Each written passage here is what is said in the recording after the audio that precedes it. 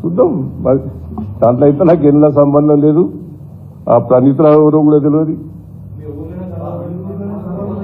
Enquiry ఏముంటున్నాం కదా. ఇప్పుడు మనం ఒక్క నిమిషం మీరు వినండి.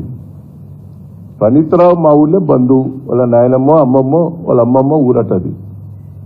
ఆయన ఊరు వేరు. ఆయన మాకు తెలవం కూడా తెలియదు. వాస్తవంగా నాకు పరిచయం కూడా లేదు ఆయన.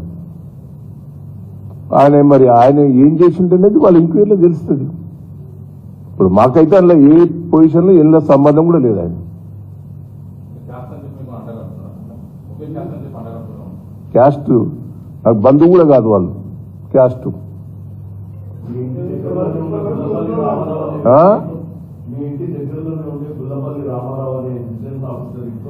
ఈ సెటప్ ఏర్పాటు చేశారు. అక్కడ నుంచి మీరు మీ రాజకీయ ప్రత్యర్థుల మాటలని విన్నారు అనేది వాళ్ళు చేస్తున్న ఎంక్వైరీలో చెప్తుంది కదా. ఇప్పుడు రామారావు వీళ్ళ కుటుంబం కూడా ఏ పార్టీ అనేది కూడా ఎంక్వైరీ చేయండి. నేను 30 ఏళ్ళ నుంచి వర్ధనపేట ఎమ్మెల్యేగా ఉన్నా. వాళ్ళ ఫ్యామిలీ ఏ పార్టీ, వాళ్ళ కుటుంబం ఏ పార్టీ, నాకెట్టా దగ్గర అవన్నీ కూడా ఎంక్వైరీలో వెళ్తాయి కదా. వాళ్ళ ఫ్యామిలీ కూడా ఏ పార్టీ అనేది తెలుసుకోవాలి కదా.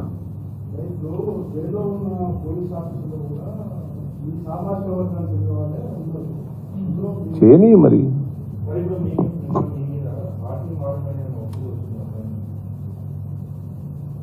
నేను ఏ పార్టీ ఒత్తిడి చేసినా నేను ఏ పార్టీలో మారేది లేదు.